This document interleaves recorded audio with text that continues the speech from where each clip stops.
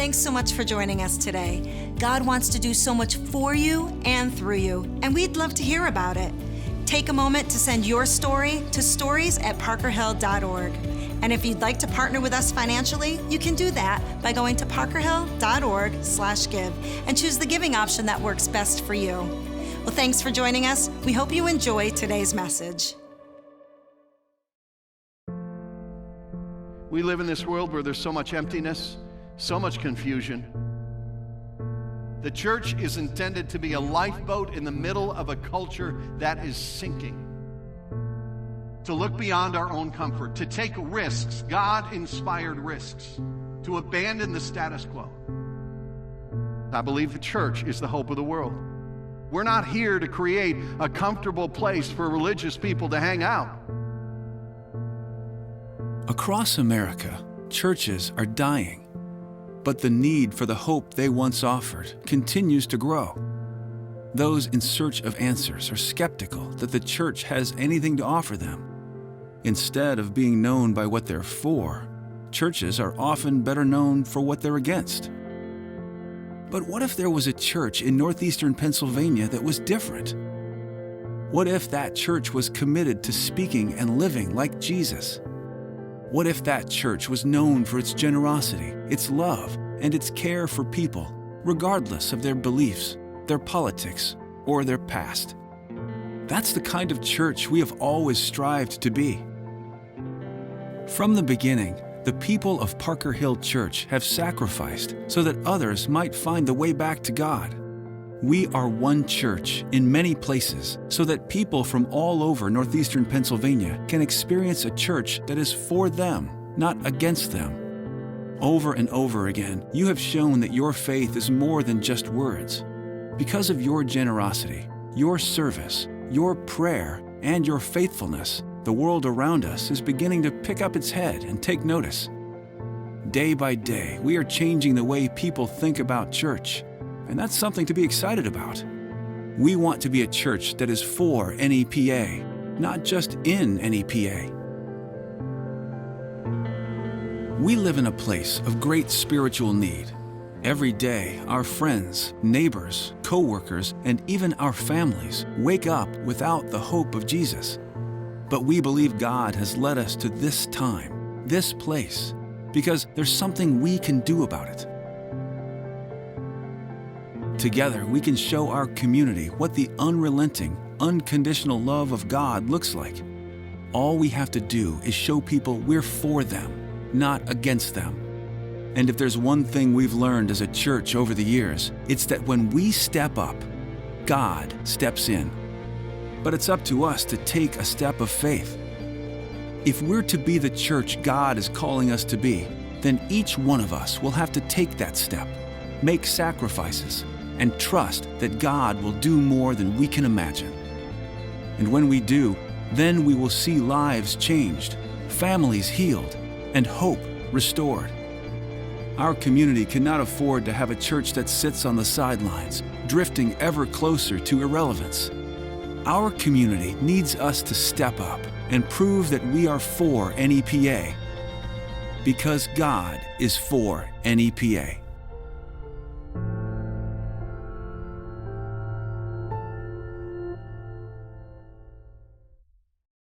Welcome, everybody. Great to have you guys here today at all three of our Parker Hill locations as we kick off this brand new teaching series called For NEPA. And I got to tell you, I'm very excited about what we're going to share together over the next few weeks. I just want to share some things that God has been impressing upon my heart about our future together as a church and what it will look like to be the church that I believe He is calling us to be. And as we jump in today, let me just begin by asking you to think about a phrase, okay? It's this particular phrase, something got lost in translation. You've probably heard that phrase. In fact, one of the times when this happens is when a product is produced overseas and when it's marketed here in the United States, that sometimes the product labeling, something gets lost in translation. Now, I'll give you a few examples. These are actual products. Like you can buy this package of moose traps for very small moose, apparently. Or how about this? This is a CD case with this extra this bonus unit automatically becomes portable when carried. That's handy. Or you can go down to your dollar store and you can get a manicure set. That looks a little bit painful. I think something got lost in the translation there. Or this tag on an article of child's clothing. It says, remove child before washing. You know, just in case you're thinking of combining laundry time with bath time, you need the warning label there. Don't do it. Something obviously got lost in translation. And I believe the same thing has happened with the message of Jesus over about the last 2,000 years. I think many times something has gotten lost in the translation, and by that I don't mean the translation of the Bible. I just think sometimes things get lost in terms of the way that we as believers represent the message and the mission of Jesus in the way that we talk and in the way that we live. I read a book some years ago called Unchristian: What a New Generation Really Thinks About Christianity. It's a very interesting book, and at the same time, it's a very troubling book. This book is based on an extensive survey that was done by young adults who have no connection to Christianity and no connection to the church. And what they did was they asked them a series of questions to try to get at what their impressions are of Christianity as it is practiced today. Listen to what it says in the introduction to the book. It says this: Christianity has an image problem. Our research shows that many of those outside of Christianity, especially younger adults, have little trust in the Christian faith. In fact, the title of this book, Unchristian, reflects outsiders' most common reaction to the faith. They think Christians no longer represent what Jesus had in mind, that Christianity in our society is not what it was meant to be. And then on page 26, there's this paragraph. It says, one crucial insight kept popping up in our exploration. In studying thousands of outsiders' impressions, it is clear that Christians are primarily perceived for what they stand against. We have become famous for what we oppose rather than who we are for. And that last sentence really bothers me. And part of the reason why it bothers me is because I think maybe it's true. I mean, if you were to go out on the street and just ask people, give them a piece of paper and ask them to write down some phrases or words that would describe Christians, I think people oftentimes would write down words like this: judgmental, narrow, hypocritical, intolerant. I think something has been lost in translation. And I want us to try to change that, at least here in our little corner of the world here in northeastern Pennsylvania. And that's really the point behind this teaching series called For NEPA. We want to be a church that's known by what we're for, not by what we're against. We want to be a church that is understood in our community to be for people because God is for them. So as I lay the groundwork for this series, I want to talk about 4 ways that churches typically relate to the culture around them.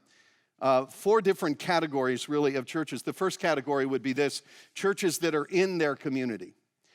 These would be churches that have a building and a worship service. They have programs for the members of that church, but they make really very little impact outside the 4 walls of that church. And if they were to cease to exist for some reason, people might not even notice they're gone. Churches that are just kind of there, kind of in their community. And I would say this would be the vast majority of churches in the United States of America today. But then there's a second category, and it's this: churches that are against their community. And there are churches like that. There are churches that have kind of an us versus them mentality, a mindset that says people inside the church are good, people outside the church are not so good. And so churches like this can adopt a mindset of superiority or a judgmental attitude or suspicion or downright disdain for the outside world and for the culture that we live in today. And although they may never say it out loud, there are churches that I think are against their community. And then there's a third category as well: churches that are of their community. And this would be a church in which there's very little difference between the values of the church and the values of the culture outside of the church. Churches that are trying so hard to be politically correct that they become spiritually empty. And they bend toward culture to such a degree that they lose their distinctiveness. They're no longer salt and light. And sadly, more and more churches could be described this way. So there are churches that are in their community, churches that are against their community, churches that are of their community, but then there's one more category, and it's this category, churches that are for their community. And a church that is for its community would be a church that is willing to hold fast to the teachings of the gospel and the principles of Scripture, but at the same time be a church that loves and serves the people of its community, and by doing so lifts high the name of Christ and draws people toward him. Churches that are able to communicate truth by building a bridge of love. And as I think about the kind of church that I want to be a part of, the kind of church that I want to give my life to, the kind of church that I think northeastern Pennsylvania desperately needs, I believe with all my heart that we need to be a church that is for our community. So for the last couple of months, I've been reading and rereading this passage of Scripture in the Bible. It's found in Jeremiah chapter 29. I've been wrestling with this passage, just 4 verses long. And I think in these 4 verses, there are some very powerful principles for us about what it means to be a church that is for northeastern Pennsylvania. So let me give you the context before I read from Jeremiah. This is what was happening at that point in history. In the year 586 BC, the Babylonian king Nebuchadnezzar invaded the land of Israel, destroyed the capital city of Jerusalem, and took thousands of Jewish people back to the city of Babylon. Okay, so that's the context behind what we're going to read in the book of Jeremiah. Now, let me show you how it's described in the Bible itself in the book of 2 Chronicles chapter 36. This is the actual history at the time. It says, Nebuchadnezzar carried to Babylon all the articles from the temple of God, both large and small, and the treasures of the Lord's temple, and the treasures of the king and his officials. Verse 19, they set fire to God's temple and broke down the wall of Jerusalem. They burned all the palaces and destroyed everything of value there. Nebuchadnezzar carried into exile to Babylon the remnant who escaped from the sword. Okay, so I want you to put yourself in this situation. Think about this.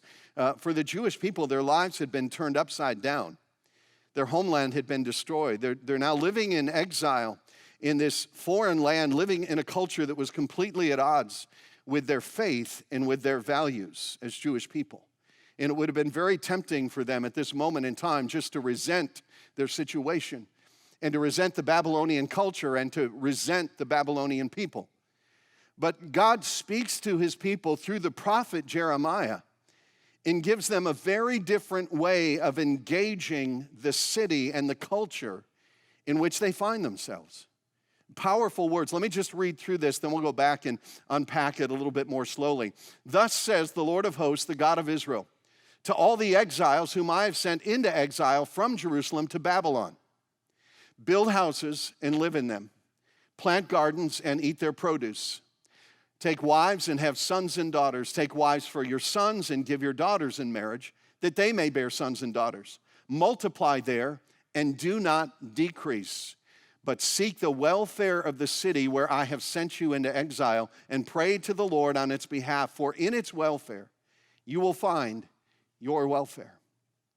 I want to go back and unpack this and walk through it a little bit more slowly.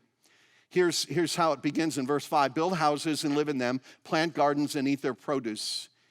Then God says through Jeremiah, take wives and have sons and daughters. Take wives for your sons. Give your daughters in marriage, that they may bear sons and daughters. Multiply there and do not decrease. So God says to his people, as you live in Babylon, as you live in this city, do not decrease but multiply. Have children. Raise them well. Pass on your faith to the next generation. Help your sons find godly wives. Give your daughters in marriage to godly men. Maintain your distinctiveness as the people of God. Create a community of God's people in the heart of this pagan city. And I'll tell you why this was so important. This was important because we know from history that the Babylonians had a very specific strategy to make sure that once they conquered their enemies would never again rise up against them. And this was their strategy. It was very simple. Whenever they would conquer an enemy nation, they would take many of the survivors and they would bring them back to their own country. They would let them live in their cities. They would give them jobs. They would try to make them as comfortable as possible. And their goal was to assimilate them into Babylonian culture. And they would assimilate them so effectively into Babylonian culture that within a few generations, you couldn't tell the foreigners from the Babylonians. And so God says to his people, live in this foreign city. You will be there for a while, but be my people in that place. Don't decrease, multiply. Don't intermarry. Maintain your identity. Maintain the light in the darkness of the place to which I have sent you. And I believe the same thing is true for us today as followers of Christ. We must always remember that our true citizenship is in heaven and we await a Savior from there. And so we maintain our distinct identity even though we live in the kingdoms of this world. And so Jeremiah says to the people of God on God's behalf, be who you are called to be, even as you live in that city. But then he goes on in verse 7 to say this, and this really is kind of the theme verse for this entire series. He says, but seek the welfare of the city where I've sent you into exile, and pray to the Lord on its behalf, for in its welfare you will find your welfare. I mean, think about this. They're living in this culture that was completely opposed to their faith and their values. They're living in this city, in this nation of people that had uprooted them from their own home, that had killed so many of their friends. And God speaks to his people, and he doesn't say just coexist with them. He doesn't say resent them. He says none of that. He says seek the welfare of the city where I have sent you. And I want to focus on that word welfare. I think that's a very important word. It's the Hebrew word shalom. And oftentimes when people hear the word shalom, they think that it's defined peace, and that really is part of what it means. But the word shalom is really much deeper in terms of its meaning. The word means wholeness or completeness. So if you were Jewish and you were to greet someone by saying shalom, you were essentially saying, may you be full of well-being. May health and prosperity and wholeness be upon your life. It was this universal sense of flourishing. It was shalom. And so God could have said to his people, coexist with the Babylonians. Don't stir up trouble while you're there. Just live among them and wait it out. And that alone would have been incredible, but God goes even further and he says, seek the welfare of the city where I've sent you. Seek the shalom, the wholeness, the completeness. And that doesn't mean just seeking their welfare spiritually. It also meant financially and socially and emotionally as well. And I believe God wants us to do the same thing here in northeastern Pennsylvania. I believe he wants us as his people, as his church, to seek the wholeness, the completeness, the shalom of the community in which we live. In the businesses where we work, we bring wholeness and completeness. In the schools that we attend, in the neighborhoods where we live, we seek the welfare of the place where we live. But then it goes on to say this second phrase, and pray to the Lord. And he doesn't say pray to the Lord that he'll bring down judgment on your enemies, the Babylonians. It says, no, pray to the Lord on its behalf, on behalf of this city where you're living, on behalf of these people. And as I've been reading this passage over and over, it was very convicting to me because I realized that it's not very often that I just stop and pray for the people in the community where I serve. It's not very often that I just stop and pray for the people of northeastern Pennsylvania. So I've adopted this little plan. I came up with this a couple of days ago. This will make more sense in a few minutes. But every day at 5:55, I just stop, and if possible, I try to take just 5 minutes to pray for my community, for the people where we live, for my neighbors, for the towns in northeastern Pennsylvania. And then this last phrase is a promise here. It says, for in its welfare, you will find your welfare. In other words, God says, as you bless the community where I've placed you, then my blessing will be upon you as well. Now, those words were written to the people of Israel thousands of years ago, and you might think, well, that's very interesting, but I'm not sure that really applies to us, but it does. In fact, Jesus himself said very much the same thing in the Sermon on the Mount. Matthew chapter 5, he said this. He said, you, speaking to his followers, he says, you are the light of the world. A city set on a hill cannot be hidden. Nor do people light a lamp and put it under a basket, but on a stand, and it gives light to all in the house. In the same way, let your light shine before others so that they may see your good works and give glory to your Father who is in heaven. Jesus says this is a very dark world, and the only light in this world will be you. My followers, don't hide that light. Don't isolate yourself. Don't run from the culture, but shine that light through your good works and point the attention of people around you to their Father in heaven. And I'll tell you what, we live in a world, it seems, that is increasingly dark and increasingly godless. And it would be very tempting for us just to pull back and to give up and criticize everything around us that we think is wrong in this culture. But God calls us to love the people around us, to pray for the people around us, to seek the shalom, the wholeness, the completeness of the community in which we live. So let me ask you a question. Here's the question. Why are we here in northeastern Pennsylvania? And I'm not talking about the logistical reasons why you're here. Maybe you're here because you grew up here and this is where your family is and you decided to stay. Maybe you're here because you love northeastern Pennsylvania. Maybe you're here because you got transferred in your job and that brought you here. Maybe you feel like you're in exile. I don't know. But I don't mean what brought you here logistically. But why are we here? You know, from God's perspective, why are we here? I believe God in his sovereignty has brought us here for this time, in this place. I believe that he has brought us together because he needs a group of people in this very dark part of the world to shine the light, who seek the welfare of their city. Let me talk for just a moment about this region. When I talk about northeastern Pennsylvania, let me define what I'm talking about. The United States Census Bureau has identified what they call metropolitan statistical areas in the United States. There are 381 of them. And this is the Scranton, Wilkes-Barre, Hazleton Metropolitan Statistical Area. This is where we live. This is where our church locations exist. These three counties of Lackawanna, Luzerne, and Wyoming. Within these three counties, within this metropolitan statistical area, there are 555,000 people as of the most recent census data. So this is why I thought, you know what? At 5:55 every day, I'm going to pray for northeastern Pennsylvania. You should do that. Like just for a minute, just take a minute. If PM doesn't work for you, get up at 5:55 a.m. or both. But just stop for 1 minute at 5:55 every day. Think about the people around us, the people that God has called us to bless. And just stop and pray for them, because I'll tell you what, we live in a part of the United States where the majority of people have given up on church. They really have. And with every succeeding generation, more and more people give up on church. We live in a part of the United States that is spiritually dark, where a large percentage of people are unchurched, significant spiritual emptiness. And this region is desperately in need of a church that will be for them, not against them. So the whole idea behind this message series all goes back to a question that somebody asked me about 4 years ago. And the question was this: if your church were to suddenly cease to exist, would the people in your community miss you?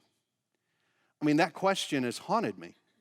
If for some reason Parker Hill were to cease to exist, would people even miss us? Would they even know that we're gone?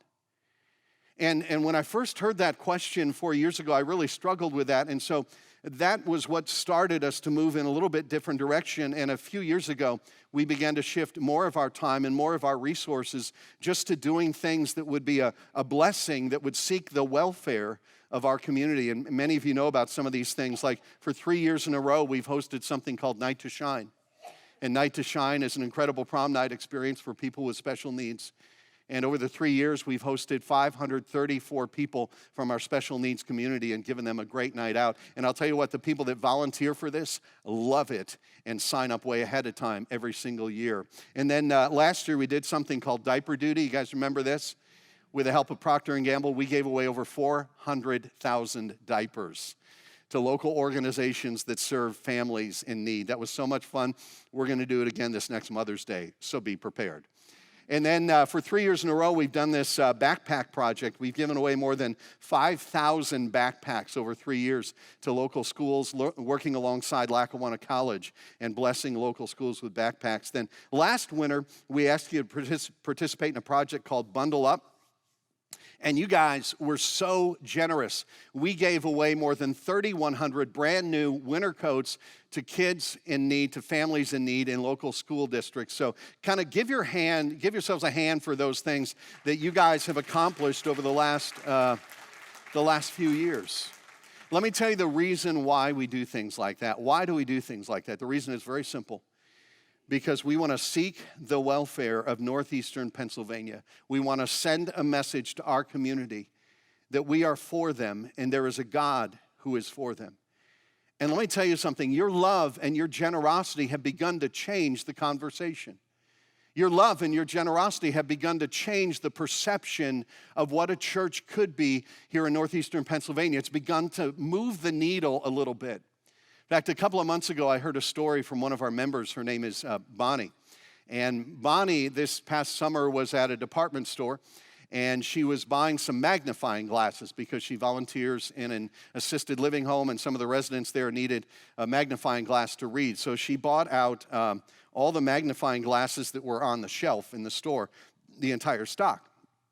And after she checked out, an older lady came up behind her and said, do you have any more magnifying glasses? Because the shelf is entirely empty. And the cashier said, no, I'm sorry, we just sold out of them, but we'll have some more in very soon. And of course, Bonnie turns to her and she says, oh, that's okay. Let me give you one of mine. And she hands it to her. And this older woman, she was so thankful. She said, well, thank you so much, but why would you do something like that? And Bonnie said, I just want to show the love of Christ. And the cashier heard this whole thing, and she immediately spoke up and she said, are you from that church, Parker Hill? Let me tell you something.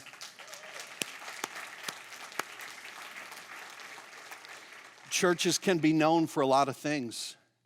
I don't know about you, but I want to be a part of a church that's known for loving people. I want to live in this community and have people say, I don't understand everything about them. I'm not sure I even believe everything they teach. But I'll tell you what, they are generous and they love people and they seem to be a whole lot like Jesus.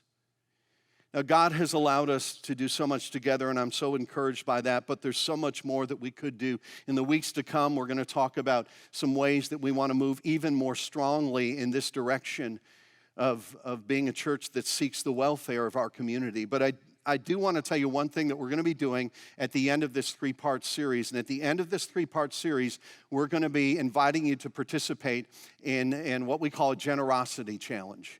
And the purpose behind it will be this: to position Parker Hill Church to have a redemptive influence in northeastern Pennsylvania that continues and grows for generations to come.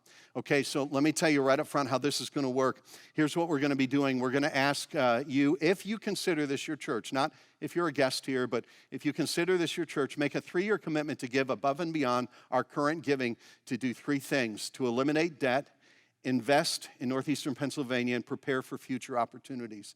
And our goal in doing this whole thing is not necessarily a specific dollar amount.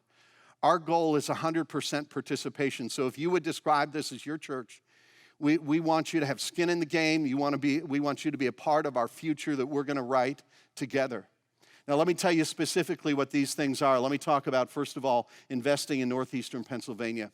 So here's what we're going to do. We're going to set aside $250,000 of these gifts to meet practical needs in our NEPA communities. In a day when churches are often known for what they're against, we want our community to know that we're for them. So we're going to continue doing all the projects that I mentioned a few minutes ago, but we want to make an even greater commitment to seeking the welfare of northeastern Pennsylvania. And we want to do good, and we want to shine the light. And so the first thing we're going to do is that. The second thing we hope to accomplish in this 3-year generosity challenge is to pay off the balance of our 2009 construction loan. Let me give you a little history behind this. In 2009, we took out a construction loan to remodel 2 of our locations, our Dixon City campus and our Clark Summit campus, so that we could open up the doors even wider for people who are looking to find a way back to God. At that time, we borrowed $6 million. Now, because of your generosity and your faithfulness, that debt has been cut more than in half. So we're down to about $2.9 million. Now, we want to erase the rest of that in the next 3 years. And I'll tell you what will happen if we can do that, If we can do that, we're going to free up over $200,000 in our annual budget. And we can do some amazing things in our community with that. And here's the cool part. If we can pay this off by the end of 2021, we're going to save over $1.5 million in interest. Now, we have a great relationship with our bank, and we wish them well, but we do not want to pay them any more money than we have to. And so our goal is to turn interest money into ministry money. And I really believe with the size of our church and the track record of generosity that we have here, if we can sacrifice for 3 years, if we can stretch ourselves for 3 years, I believe that we can eliminate the rest of that debt. And then the third thing would be this, and that would be to prepare for the future. So any additional funds given will be set aside for future needs. Our generosity now will give us the future freedom to move forward as God opens new doors and new opportunities, okay? So this generosity challenge is ambitious. If what I just described to you doesn't scare you, then you didn't really catch what I just said. Okay? It's ambitious, but here's what I want you to know. We're not in this alone. Not only is God in this with us, but God has also raised up a generous donor in this community. The first $1 million of this has already been committed by someone in our community who loves Northeastern Pennsylvania and believes that Northeastern Pennsylvania needs a church like this. So the first $1 million that's given to this generosity challenge will automatically be doubled to $2 million. So you can clap for that because that's a pretty amazing thing right there. That is a pretty amazing thing. And I hope that inspires all of us to be generous as well. So let me just tell you one important date, November 17th and 18th.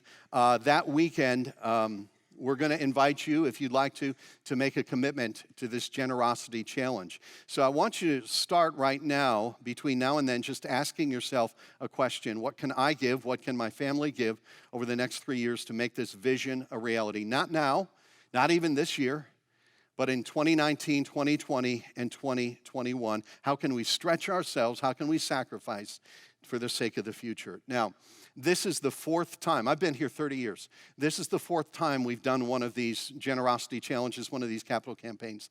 And my wife, Debbie, and I have always been all in on these. And we will be all in again this time.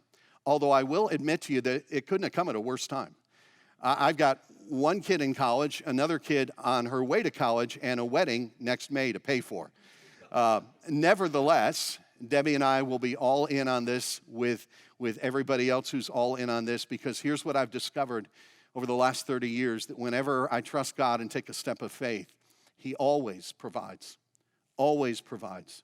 So here's what we're going to do. On your way out today, the ushers will hand you a view book that looks like this. So take one of these with you. It kind of lays out the whole vision in a little bit more detail, describes what we're praying and trusting God to provide over the next 3 years. Please take a copy of that and read it. And then let me ask you to do 3 things, okay? Here are the next steps. Number 1, ask any questions that you have. We will have some information meetings coming up over the next month. Carve out time to come to one of those meetings, or send us an email, make a phone call. We'd love to answer any questions about just this generosity challenge side of things. Then the second thing is this: make a commitment to make a commitment. And here's what I mean by that. Don't even at this point think about amounts or your budget or anything like that. Just decide, if you call this your church, just decide, you know what, I want to be part of the future. I want to have skin in the game. I want to be an owner in the future of this church. And so just decide to make a commitment. Now, what that looks like is really different for everybody, because God has blessed different people with different resources. But just ask yourself, why has God brought me here to this time, to this church in Northeastern Pennsylvania? And just make a commitment in your heart when the time comes to make some kind of commitment. Then third, think and pray about what your individual part might be in this collective effort. And I mean pray seriously and pray consistently and ask God what that might look like for you. At the back of this view book, you're going to see a chart there. And that doesn't necessarily apply to all of us, okay? The chart that you see at the back of the book, when you read that, that may not apply to where you are in terms of your resources, but that doesn't matter, because God honors, I believe, every act of sacrifice. And generosity is never measured in terms of money. It's always measured in terms of sacrifice. And I believe, because we've seen this before, when all of us simply think, pray, and ask God, what's my part in the future? And we come together, amazing, amazing things are going to happen. So we'll talk more about that over the next few weeks. We'll talk more about some other initiatives for the future of our church so that we can be for NEPA. But for now, let me go back to that question that really prompted all of this about 4 years ago. If your church were to suddenly cease to exist, would the people in your community miss you? And I think the answer is yes. I'd love for it, though, to be a resounding yes. And if we can really stretch ourselves and sacrifice over the next few years, I believe we can position ourselves for even greater effectiveness in the future. I mentioned that I just completed 30 years of serving here as a pastor. And I'll tell you what, we've got some great memories here. But great memories are not enough. We also have to have great vision. And I'll tell you, I've never been more excited than now about the future of this church and the potential of this church. And as the darkness around us seems to grow greater, I think the light is even more necessary. And I just hope we can all be a part of what God is calling us to do, okay? So I spent the last few minutes talking about strategies and numbers. I don't want to end there. When you leave in a few minutes, I want you to leave not necessarily thinking about numbers. I want you to leave thinking about people. Because ultimately, that's what we're talking about is people. That's why we exist as a church, is for people. The people of northeastern Pennsylvania. So stay seated right where you are, because I want you to hear the story of Bill. Bill attends our Dixon City campus, and Bill came to a point in his life where he had hit bottom, and the one thing that he needed the most was hope. He needed to know that God was for him, and he needed to know that there was a church that was for him. And Bill is just one guy, but I think he represents 500-some thousand people who surround us every single day. So watch this with me.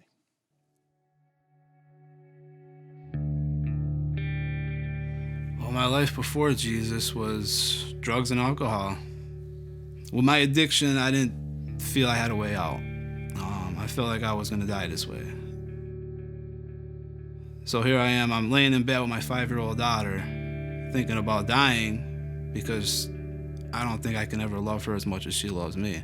And I don't even know why she loves me, because she doesn't even know who I am. So those feelings and that shame, that guilt, I'm putting her in unforgiving situations, and I'm leaving her so I can feed my selfishness, was a dark spot for me.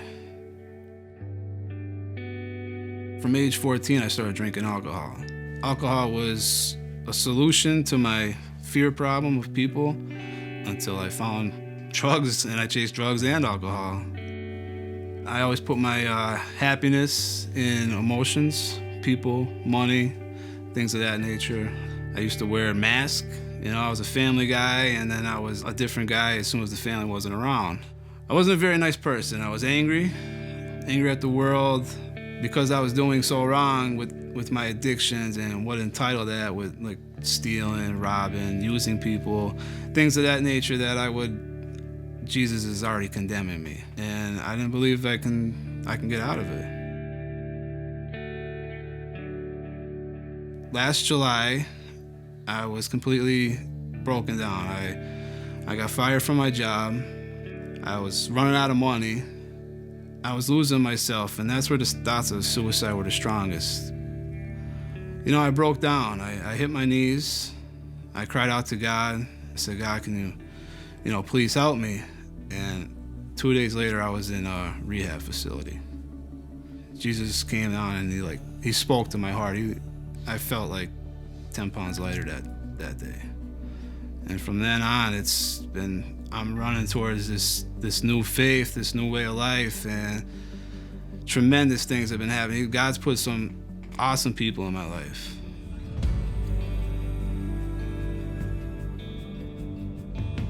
I seek God daily. I sit with God in the morning through prayer, devotionals. This is something I do because I need God's protection. I don't want to go back to the way I was. And to continue to grow, I need to continue to listen. I found Parker Hill through my aunt. I got involved with the church, and I was able to fill that void that was left behind with the drugs and alcohol because I've done them for so long. I didn't know how to think and react, but with filling that void with a God-centered mentality it's been nothing but a blessing. Now I absolutely enjoy my daughter. We have a tremendous bond. She's my little daddy's girl, you know. She's a blessing. She may be the biggest reason why I'm alive today. I love spending time with her. You know, I'm teaching her what I've learned, and she doesn't have to see her dad drunk or high anymore. That she can love me, and I can love her back, because with God I found how to love myself. If God could save me, why not anybody else? You know, I'm not different, you know, but He found me. He came looking and He found me. I'm no longer afraid of people. My validation comes in Jesus Christ. And now I'm a life of hope, love, and I love sharing what God has done for my life. It's been an awesome journey thus far.